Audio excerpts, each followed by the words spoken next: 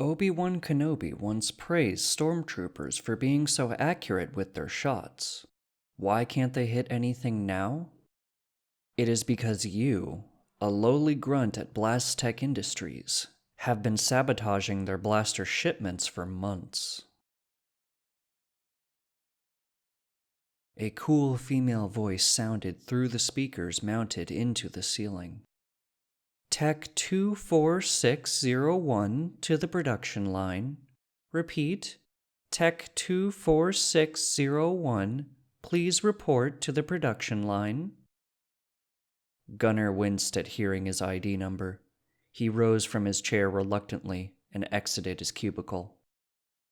It was nearly identical to the 24 other cubicles that lined the walls and filled the middle of the room, each dominated by an identical industrial-grade desk, with an identical industrial-grade workstation. His was only differentiated by a wooden picture frame. You'd think that working at BlasTech, one of the biggest names in the blaster business, would be a little more prestigious.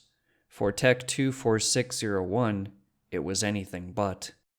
Except for one thing, that is. One thing that made it all worth it. The turbo lift down to the production floor was whisper quiet, but slow enough to give him time to stew, to wonder why they were calling him down there, to worry about what they might have found. The door to the lift opened, and he was greeted by a wall of sound.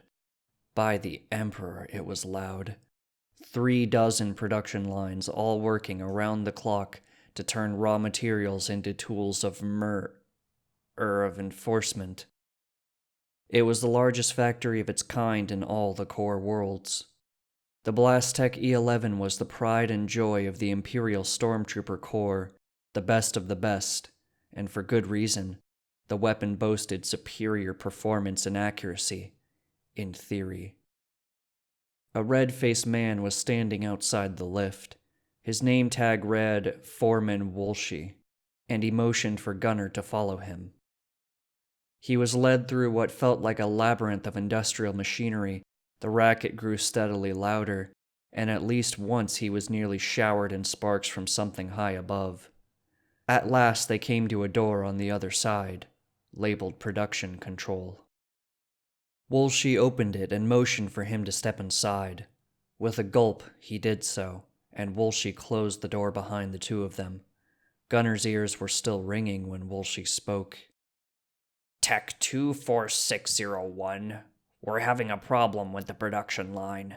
Something's wrong with the computer calibration. Gunnar's mouth was suddenly dry. That doesn't, sound good? Woolsey's response was almost mocking. No, it doesn't. This morning's batch of E11s are useless, 24601. Barrel alignment is completely out of spec. A top marksman couldn't hit anything with these. We'll have to scrap the whole lot.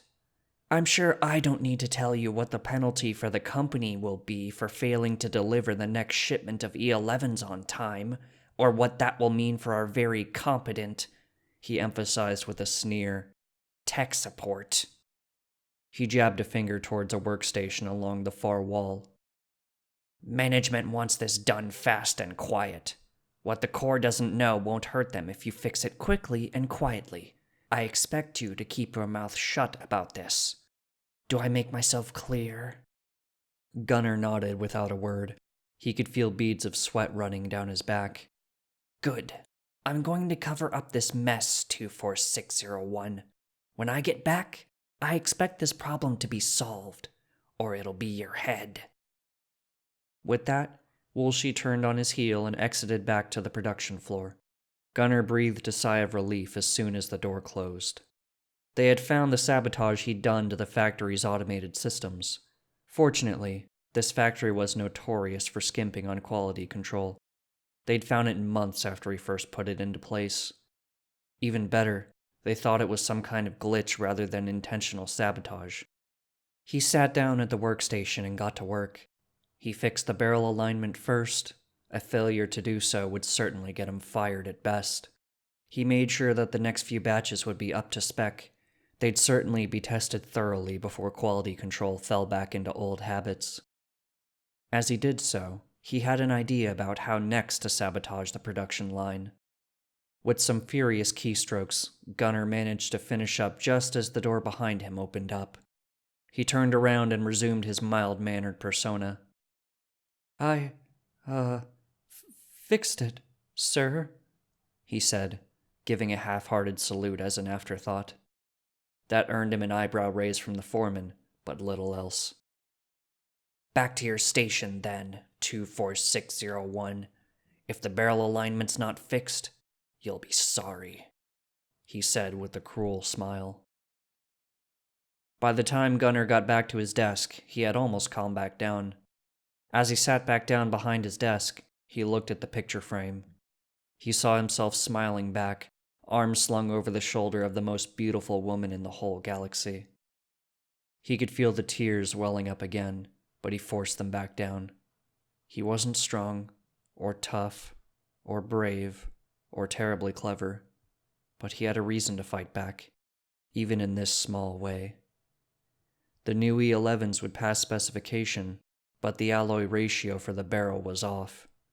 It would heat and warp with repeated usage, rendering it almost useless after 2 or 3 magazines. He hoped it would be enough.